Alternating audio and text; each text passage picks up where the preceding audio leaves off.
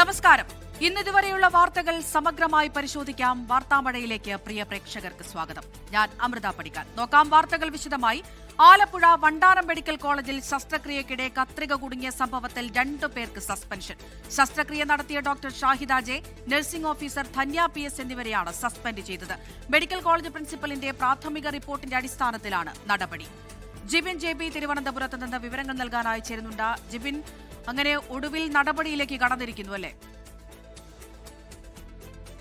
തന്നെയാണ് അമൃത. കാരണം ഈ ആലപ്പുഴ വണ്ടാനം മെഡിക്കൽ കോളേജിലെ ശസ്ത്രക്രിയ പിഴവ്, അതിന് പിന്നാലെ ഉയർന്ന ആരോപണം, ഇതിലാണ് ഇപ്പോൾ ഒരു നടപടി ഉണ്ടായിരിക്കുന്നത്. ആരോഗ്യ വകുപ്പാണ് ഈ ഒരു നടപടി എടുത്തിരിക്കുന്നത്. കാരണം ഈ ഒരു ആരോപണം വന്നതിന് പിന്നാലെ തന്നെ ആലപ്പുഴ മെഡിക്കൽ കോളേജ് പ്രിൻസിപ്പലിന്റെ നേതൃത്വത്തിൽ ഒരു 4 അംഗ സംഘം വിശദമായ ഒരു പഠനം നടത്തിയിരുന്നു. ഈ പഠനത്തിന് ശേഷമാണ് ഷാഹിദ എന്ന് പറയുന്ന ഡോക്ടർ, നിലവിൽ തിരുവനന്തപുരം മെഡിക്കൽ കോളേജിലെ ഗൈനക്കോളജി വിഭാഗത്തിൽ അസോസിയേറ്റ് പ്രൊഫസറായിട്ടുള്ള ഷാഹിദ ഡോക്ടറുടെ നേതൃത്വത്തിലായിരുന്നു അന്ന് സർജറി നടത്തിയതെന്ന് കണ്ടെത്തിയിരുന്നു. അതിന് പിന്നാലെയാണ് ഈ ഗ്രൂപ്പിലുണ്ടായിരുന്ന, അന്ന് ഈ ശസ്ത്രക്രിയയ്ക്ക് നേതൃത്വം നൽകിയ ഷാഹിദ ഡോക്ടർ, അതിന് കൂടെ ഉണ്ടായിരുന്ന ഇപ്പോൾ നിലവിൽ നഴ്സിംഗ് ഓഫീസറായിട്ടുള്ള ധന്യ, ആലപ്പുഴ മെഡിക്കൽ കോളേജ് തന്നെ നഴ്സിംഗ് ഓഫീസറായിട്ടുള്ള ധന്യ, ഈ 2 പേരെയാണ് ഇപ്പോൾ ഈ പ്രാഥമിക റിപ്പോർട്ടിന്റെ അടിസ്ഥാനത്തിൽ ഇപ്പോൾ സസ്പെൻഡ് ചെയ്തിരിക്കുന്നത്. അത് മാത്രമല്ല, തുടരന്വേഷണം നടന്നു വരികയാണ്. കാരണം ഈ ഒരു ആരോപണം ഉയർന്ന കാലഘട്ടത്തിൽ അന്ന് ആരാണ് ശസ്ത്രക്രിയ ചെയ്തത്? കാരണം ഈ ഉഷ തോമസ് പറയുന്ന പേരനുസരിച്ച് അല്ല അന്ന് ശസ്ത്രക്രിയ നടന്നുവെന്നാണ് ആദ്യഘട്ടത്തിൽ ഈ പ്രിൻസിപ്പൽ വാർത്താ സമ്മേളനം നടത്തിയ സമയത്ത് പറഞ്ഞത്. തുടർന്നാണ് അന്നത്തെ ശസ്ത്രക്രിയ ആ ഒരു കേസ് ഷീറ്റൊക്കെ തന്നെ എടുത്ത്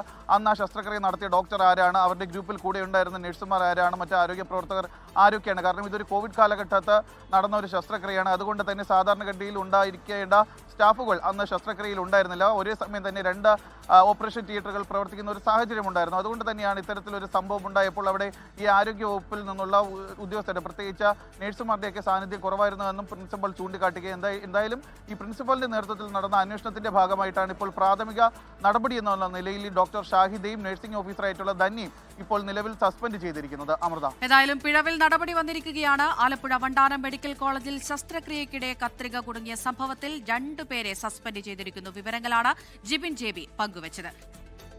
ക്രിസ്മസ് ബമ്പർ ഭാഗ്യക്കുറിയുടെ സമ്മാനത്തുക വിതരണം ചെയ്യുന്നത് ഹൈക്കോടതി തടഞ്ഞു. പിറവം സ്വദേശിയുടെ ഹർജിയിലാണ് നടപടി.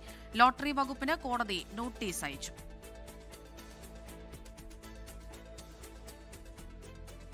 വിഷ്ണു സുരേഷ് വിവരങ്ങൾ നൽകാനായി ചേരുന്നുണ്ട്. വിഷ്ണു, ഇതിപ്പോൾ എന്താണ് കോടതിയുടെ നിർദ്ദേശം? പിറവം സ്വദേശിയായ റിട്ടയർഡ് ASI സജിമോനാണ് ഒരു ഹർജിയുമായി ഹൈക്കോടതിയിലേക്ക് എത്തിയത്. 20 കോടിയുടെ ക്രിസ്മസ് പുതുവത്സര ബമ്പർ സമ്മാനം അത് താൻ എടുത്ത ലോട്ടറിക്കാണ് അടിച്ചത്. പക്ഷെ ആ ലോട്ടറി കളഞ്ഞുപോയി. അതുകൊണ്ട് നിലവിൽ സമ്മാനത്തുക കൈമാറുന്നത് തടയണം തുടങ്ങിയ കാര്യങ്ങളൊക്കെയാണ് ആ ഹർജിയിൽ ഉന്നയിച്ചിരുന്നത്. ഹർജി ഹൈക്കോടതി പരിഗണിച്ച ഘട്ടത്തിലാണ് സമ്മാനത്തുക നൽകുന്നത്, അതായത് വിതരണം ചെയ്യുന്നത് നിലവിൽ താൽക്കാലികമായി ഹൈക്കോടതി തടഞ്ഞിട്ടുണ്ട്. അതോടൊപ്പം തന്നെ ലോട്ടറി വകുപ്പിനും സർക്കാരിനും നോട്ടീസ് അയച്ചിട്ടുണ്ട്. ഇത് ലോട്ടറി വകുപ്പിന്റെയും അതോടൊപ്പം തന്നെ സംസ്ഥാന സർക്കാരിനും കൂടി കേട്ട ശേഷം ഇതിലൊരു അന്തിമ തീരുമാനത്തിലേക്ക് പോകാം എന്നുള്ളതാണ് ഇപ്പോൾ കോടതി എടുത്തിരിക്കുന്ന നിലപാട്. 24-ാം തീയതിയാണ് ഇതുമായി ബന്ധപ്പെട്ട് നറുക്കെടുപ്പ് നടന്നത്. XC 138455 എന്ന ടിക്കറ്റിനാണ് സമ്മാനം അടിച്ചത്. പക്ഷേ ആ ടിക്കറ്റ് എടുത്തത് സജിമോനാണ്. ഒരു ട്രാവലറിൽ വെച്ച് മറ്റൊരിടത്തേക്ക് പോകുന്ന ഘട്ടത്തിൽ ട്രാവലറിൽ വെച്ച് ഈ ടിക്കറ്റ് നഷ്ടം സംഭവിച്ചു അല്ലെങ്കിൽ കാണാതെ പോയി എന്നുള്ളതൊക്കെയാണ് സജിമോൻ റിട്ട് ഹർജിയിൽ വ്യക്തമാക്കുന്നത്. ആ പശ്ചാത്തലത്തിലാണ് ഹൈക്കോടതി ഇതിലൊരു തീരുമാനമുണ്ടായ ശേഷം സമ്മാനത്തുക കൈമാറിയാൽ മതി എന്ന നിലപാടിലേക്ക് പോയത്. ശരി, വിഷ്ണു സുരേഷാണ് കൊച്ചിയിൽ നിന്ന് വിവരങ്ങൾ നൽകിയത്. മലപ്പുറം ആദവനാട് ക്വാറിയിലേക്ക് മിനി ലോറി മറിഞ്ഞുണ്ടായ അപകടത്തിൽ രക്ഷാപ്രവർത്തനം വിഫലം. ലോറിയിൽ കുടുങ്ങിയ സെയിൽസ്മാൻ മുസ്തഫയുടെ ജീവൻ രക്ഷിക്കാനായില്ല. അപകടമുണ്ടായി 7 മണിക്കൂറിന് ശേഷമാണ് മൃതദേഹം പുറത്തെടുത്തത്. മലയിൽ ഫുഡ് പ്രൊഡക്റ്റ് സെയിൽസ്മാനായിരുന്നു മുസ്തഫ. കാത്തിരിപ്പുകൾക്കും പ്രതീക്ഷകൾക്കും വിട നൽകി ഏറെ ശ്രമകരമായ ദൗത്യത്തിനൊടുവിൽ ലോറിയിലുണ്ടായിരുന്ന മുസ്തഫയുടെ മൃതദേഹം പുറത്തെടുത്തു. ക്യാബിൻ വെട്ടിപ്പൊളിച്ചാണ് മൃതദേഹം പുറത്തെടുത്തത്. ലോറി ഉയർത്താനുള്ള 4 ശ്രമങ്ങൾ പരാജയപ്പെട്ട ശേഷം 5-ാം ശ്രമത്തിലാണ് ഉയർത്താനായത്. ഫയർഫോഴ്സും സ്കൂബ ഡൈവിംഗ് സംഘവും സംയുക്തമായി നടത്തിയ ദൗത്യത്തിനൊടുവിലാണ് ലോറി വെള്ളത്തിൽ നിന്ന് പുറത്തെടുത്തത്. ലോറിയുടെ ക്യാബിൻ പൂർണ്ണമായും തകർന്നിരുന്നു. ഹൈഡ്രോളിക് കട്ടറുകൾ ഉപയോഗിച്ച് ലോറിയുടെ ക്യാബിൻ പൊളിച്ചാണ് മുസ്തഫയുടെ മൃതദേഹം പുറത്തെടുത്തത്. ഒരു സ്വകാര്യ വ്യക്തിയുടെ പറമ്പിലുള്ള ഒരു കോറിയാണ്. ഈ കോറി ഉള്ളത് തന്നെ ഇവിടുത്തെ നാട്ടുകാർക്ക് തന്നെ സമീപവാസികൾക്ക് മാത്രമേ അറിയുള്ളൂ. പക്ഷേ ഇത് ഇപ്പുറത്തുള്ള ഒരു കോറിയിൽ നിന്ന് രക്ഷപ്പെടാൻ വേണ്ടി ബ്രേക്ക് ഡൗൺ ആയ ഒരു ലോറി ഡ്രൈവർ അങ്ങോട്ടെടുത്തതാണ്. പക്ഷെ അവിടെ ഒരു ഉയരമുള്ളൊരു ഭാഗം കണ്ടപ്പോൾ അങ്ങോട്ട് അതും കവിഞ്ഞ് ലോറി വെള്ളത്തിലേക്ക് പോയി എന്നുള്ളതാണ് ഈ ദുരന്തത്തിൻ്റെ ഒരു കാരണം. ഉച്ചയ്ക്ക് 2 മണിയോടെയായിരുന്നു ആദവനാട് ഊരോത്തുംപള്ളിയാലിൽ 65 അടി താഴ്ചയിലുള്ള വെള്ളക്കെട്ടിലേക്ക് മിനി ലോറി മറിഞ്ഞത്. ബ്രേക്ക് പോയി നിയന്ത്രണം നഷ്ടമായാണ് ലോറി ക്വാറിയിലേക്ക് വീണതെന്നാണ് പ്രാഥമിക നിഗമനം. അപകടത്തിനു പിന്നാലെ ലോറിയിലുണ്ടായിരുന്ന ഡ്രൈവർ ജാഫറിനെ നാട്ടുകാർ രക്ഷപ്പെടുത്തിയിരുന്നു. ലോറി വീണതിന് പിന്നാലെ ഇയാൾ പുറത്തേക്ക് ചാടുകയായിരുന്നു. 24 മലപ്പുറം. തീരുവ നടപടികളിൽ അമേരിക്കൻ പ്രസിഡന്റ് ഡൊണാൾഡ് ട്രംപിന് വൻ തിരിച്ചടി. ട്രംപ് പ്രഖ്യാപിച്ച തീരുവ നിയമപരമായി നിലനിൽക്കില്ല എന്ന് US സുപ്രീം കോടതി വിധിച്ചു. തോന്നിയതുപോലെ തീരുവ ചുമത്താൻ അമേരിക്കൻ പ്രസിഡന്റിന് അധികാരമില്ല. International emergency economic powers act ദുരുപയോഗം ചെയ്താണ് ട്രംപിന്റെ നടപടിയെന്നും അമേരിക്കൻ സുപ്രീം കോടതി വിധിച്ചു. ട്രംപിന്റെ നടപടി നിയമത്തിന്റെ പരിധി ലംഘിച്ചുള്ളതാണെന്നും കോടതി വിധിയിൽ പറയുന്നു.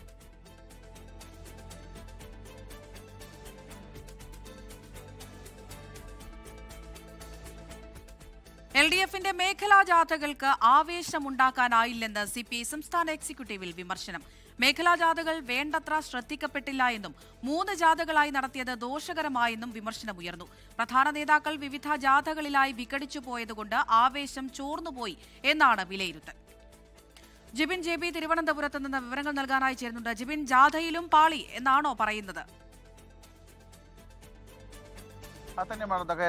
കാരണം ഈ CPMന്റെ LDFന്റെ നേതൃത്വത്തിൽ നടന്ന മേഖലാ ജാഥകൾ അത് ഉദ്ദേശിച്ച തലത്തിൽ വിജയം കണ്ടില്ല എന്നാണ് ഇപ്പോൾ CPI സംസ്ഥാന എക്സിക്യൂട്ടീവിന്റെ ഒരു വിലയിരുത്തൽ എന്ന് പറയുന്നത്. കാരണം ഈ 3 മേഖലാ ജാഥകളിലുമായി നേതാക്കൾ വിഭജിച്ചു പോയി. പ്രത്യേകിച്ച് ഈ 3 മേഖലാ ജാഥകൾക്ക് നേതൃത്വം വഹിച്ചത് ഒന്ന് ഗോവിന്ദൻ മാസ്റ്റർ, CPI സംസ്ഥാന സെക്രട്ടറി ഗോവിന്ദൻ മാസ്റ്റർ, മറ്റൊന്ന് ബിനോയ് വിശ്വം, CPI സംസ്ഥാന സെക്രട്ടറി ബിനോയ് വിശ്വം, മധ്യ കേരള യാത്രയ്ക്ക് നേതൃത്വം വഹിച്ച ജോസ് കെ മാണി. അങ്ങനെ 3 മേഖലാ ജാഥകളായിട്ടാണ് നടത്തിയത്. ഈ 3 മേഖലാ ജാഥകളിലും നേതാക്കൾ 3 ഭാഗത്തേക്കായി പോയി. അതുകൊണ്ട് തന്നെ ഒരു വേണ്ട ജനശ്രദ്ധയും മാധ്യമ ശ്രദ്ധയും ഒന്നും തന്നെ ഈ ജാഥകൾക്ക് കിട്ടിയില്ല എന്നാണ് ഇപ്പോൾ CPI എക്സിക്യൂട്ടീവിൽ ഒരു വിലയിരുത്തൽ ഉണ്ടായിരിക്കുന്നത്. അത് മാത്രമല്ല പലയിടങ്ങളിലും ജനങ്ങൾ ഈ പരിപാടിയിലേക്ക് എത്തുന്നത് വളരെ കുറവായിരുന്നു എന്നുള്ള ഒരു വിലയിരുത്തൽ കൂടി CPI എക്സിക്യൂട്ടീവിൽ ഉണ്ടായിരിക്കുകയാണ്. അത് മാത്രമല്ല ഇത് ഒരു ഒറ്റ ജാഥയെ സംസ്ഥാനം ഒട്ടാകെ LDFന്റെ നേതൃത്വത്തിൽ ഒറ്റ ജാഥയായിട്ടാണ് സംഘടിപ്പിച്ചിരുന്നുവെങ്കിൽ അതിൽ എല്ലാ നേതാക്കളും ഉണ്ടാകുമായിരുന്നു, ജനങ്ങളും അങ്ങോട്ടേക്ക് ഒഴുകിയെത്തുമായിരുന്നു എന്നുള്ളൊരു വിലയിരുത്തലിലേക്കാണ് CPI സംസ്ഥാന എക്സിക്യൂട്ടീവ് എത്തിയിരിക്കുന്നത്. അതായത് നേരത്തെ CPM പറഞ്ഞത് ഈ ജാഥകളെല്ലാം തന്നെ വലിയൊരു വിജയത്തിലേക്കാണ് ജാഥകളെല്ലാം എത്തിയതെന്നാണ് CPMന്റെ വിലയിരുത്തലുണ്ട്. പക്ഷേ അതിന് നേരെ വിപരീതമായിട്ടാണ് ഇപ്പോൾ CPI സംസ്ഥാന എക്സിക്യൂട്ടീവിന്റെ ഭാഗത്ത് നിന്ന് ഒരു വിലയിരുത്തൽ ഉണ്ടായിരിക്കുന്നത്. ജിബിൻ JB ആണ് തിരുവനന്തപുരത്ത് നിന്ന് വിവരങ്ങൾ നൽകിയത്. നിയമസഭാ തെരഞ്ഞെടുപ്പിൽ മത്സര സാധ്യത തള്ളാതെ അന്തരിച്ച മുൻ മുഖ്യമന്ത്രി ഉമ്മൻചാണ്ടിയുടെ മകൾ ഡോക്ടർ മറിയ ഉമ്മൻ പാർട്ടി മത്സരിക്കണമെന്ന് പറഞ്ഞാൽ അപ്പോൾ ആലോചിക്കുമെന്നും സ്ഥാനാർത്ഥിയായി തന്റെ പേര് പ്രചരിക്കുന്നതിലെ കാരണം അറിയില്ല എന്നും മറിയ ഉമ്മൻ 24നോട് പറഞ്ഞു. മത്സരിക്കുമെന്ന് പ്രചരിക്കുന്ന വാർത്തകളിൽ ദുഷ്ടലാക്ക് കാണുന്നില്ല എന്നും 24ന്റെ ഫോർ ദ പീപ്പിൾ അഭിമുഖ പരിപാടിയിൽ മറിയ വ്യക്തമാക്കി. ചാണ്ടിയെയോ മറ്റു മക്കളെയോ രാഷ്ട്രീയ രംഗത്തേക്ക് കൊണ്ടുവരാൻ ഒരു വഴിവിട്ട നീക്കവും പിതാവ് നടത്തിയിട്ടില്ലെന്നും 3 മക്കളെയും തുല്യരായാണ് ഉമ്മൻചാണ്ടി വളർത്തിയതെന്നും തുറന്നു പറയുകയാണ് ഫോർ ദ പീപ്പിളിൽ ഡോക്ടർ മറിയ ഉമ്മൻ. പാർട്ടി മത്സരിക്കണമെന്നാവശ്യപ്പെട്ടാൽ അപ്പോൾ അക്കാര്യം പറയാം, രാഷ്ട്രീയത്തിനോട് നോ എന്ന് തൽക്കാലം പറയുന്നില്ല. ഞാൻ ബിഗ് നോ ടു പൊളിറ്റിക്സ് എന്ന് ഞാൻ പറഞ്ഞില്ല. ഇപ്പൊ തൽക്കാലം ഞാൻ അതിനൊരു ഉത്തരം പറയുന്നില്ല. ഇപ്പൊ ഞങ്ങളുടെ വീട്ടിൽ നോക്കുകയാണെങ്കിൽ അപ്പ ഞങ്ങളെ 3 മക്കളെയും ഒരുപോലെയാണ് കൺസിഡർ ചെയ്തിരുന്നത്. വീട്ടിൽ നിന്ന് ഒരാൾ മാത്രമേ രാഷ്ട്രീയ രംഗത്തുണ്ടാകൂ എന്ന് സഹോദരൻ ചാണ്ടി ഉമ്മൻ പറഞ്ഞത് അച്ചടക്കമുള്ള ഒരു കോൺഗ്രസ് പാർട്ടി പ്രവർത്തകനായതുകൊണ്ടാണെന്നും മറിയ ഉമ്മൻ പറയുന്നു. ചാണ്ടി ഒരു അച്ചടക്കമുള്ള ഒരു കോൺഗ്രസ് പ്രവർത്തകനാണ്, MLA ആണ്. പാർട്ടിയാണ് അൾട്ടിമേറ്റ്ലി എല്ലാം തീരുമാനിക്കുന്നത്. അപ്പം ചാണ്ടി അതുകൊണ്ട് പറഞ്ഞതായിരിക്കാം. ഇപ്പൊ പാർട്ടി തീരുമാനിക്കുന്ന അനുസരിച്ച് പ്രവർത്തിക്കും എന്ന് പറഞ്ഞു എന്ന് മാത്രമാണ് ഞാൻ അതിൽ നിന്ന് മനസ്സിലാക്കി. ചെങ്ങന്നൂരും കാഞ്ഞിരപ്പള്ളിയിലും ആറന്മുളയിലും മത്സരരംഗത്ത് തന്റെ പേരുയരുന്നുണ്ട്.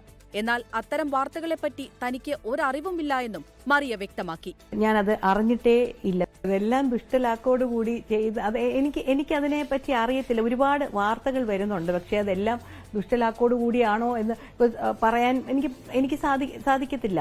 LDF സർക്കാർ കേരളത്തെ 10 വർഷം പിറകോട്ട് കൊണ്ടുപോയെന്നും നിലവിലെ സാഹചര്യം UDFന് പോസിറ്റീവാണെന്നും മറിയ പറയുന്നു. Research desk 24. റിപ്പോർട്ടോടെ വാർത്താമഴ പൂർണ്ണമാവുകയാണ്. നമസ്കാരം. ലോകത്തെവിടെയായാലും ഏത് സമയത്തും 24 വാർത്തകളും ഓഗ്മെന്റഡ് റിയാലിറ്റി പാക്കേജുകളും എക്സ്പ്ലെയിനറുകളും വിശദമായി കാണാൻ ഞങ്ങളുടെ YouTube ചാനൽ നിങ്ങൾക്ക് സബ്സ്ക്രൈബ് ചെയ്യാം.